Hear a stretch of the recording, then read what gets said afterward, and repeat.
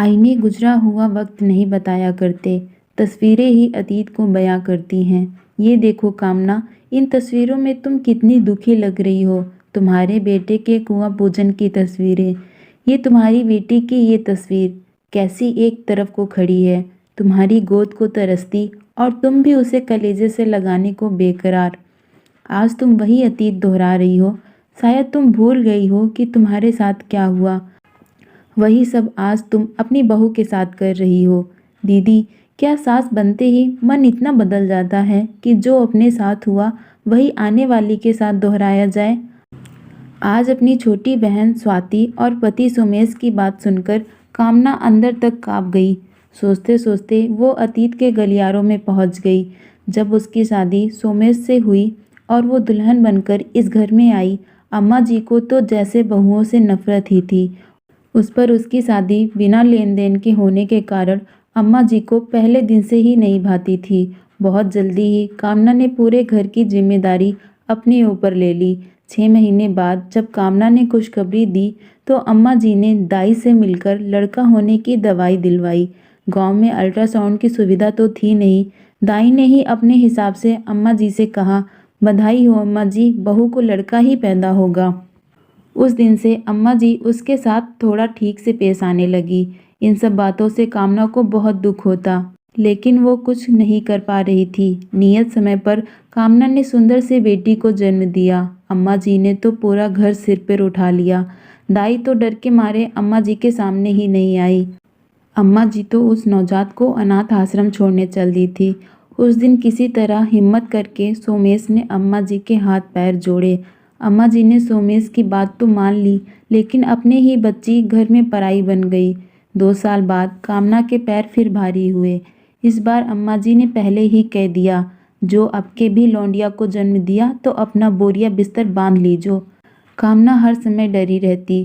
भगवान की मेहरबानी कहें या कामना की किस्मत, इस बार उसने बेटे को जन्म दिया। बेटे के पैदा होने की खुशी में अम्मा जी ने बड़ी दावत करी, कुआं पूजन भी रखा। जहाँ बिटिया माँ की गोद को तरसती रहती, वहीं वो छोटे भाई को माँ की गोद में देखकर आंसू भरे बोलती, मुझे माँ की गोद क्यों नहीं मिलती। कामना तो माँ थी, दोनों बच्चों से उसे पूरा लगाव था। कुछ सालों बाद अम्मा जी चल बसी। अब तो घर की कमान कामना के हाथों में आ गई। अब कामना खुलकर अपने दोनों बच्चों को शिक्षा और संस्कार देने लगी। 1 साल पहले ही कामना गौरी को बहू बनाकर घर लाई थी। गौरी के आते ही अम्मा जी की जगह कामना ने ले ली और कामना की जगह गौरी ने।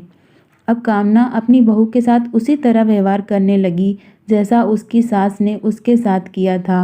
वो भूल गई अपने दर्द को शायद, या फिर अपने दर्द का मरहम अपनी बहू को दर्द देकर ढूंढ रही थी। 2 महीने पहले ही गौरी ने खुशखबरी दी थी। कामना रात दिन बेटे बहू से चेकअप कराने को कहती। गौरी बहू अब तक तो सब सहन कर रही थी, लेकिन अब वो चेकअप के लिए तैयार नहीं थी। सोमेश ने कितना समझाया कि तुम क्यों पाप का भागी बनना चाहती हो। कामना यही जवाब देती, इस घर में बेटियां पैदा करने का रिवाज नहीं। आज सोमेश ने कामना की छोटी बहन स्वाति को बुलाया था कि वो ही कामना को समझाए।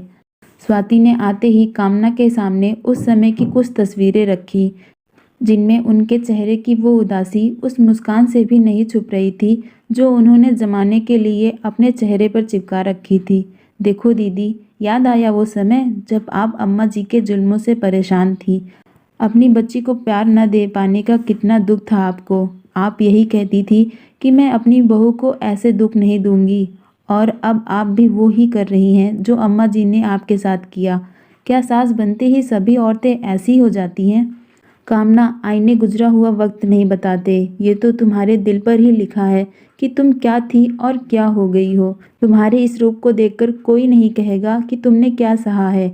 सब यही कहेंगे कि तुम क्या कर रही हो, तुम क्यों इतना बदल गई हो। मुझे मेरी वही भोली और मासूम कामना चाहिए, ये अम्मा वाला रूप नहीं। पति और बहन की बात कानों में पड़ी तो कामना वर्तमान में वापस आई।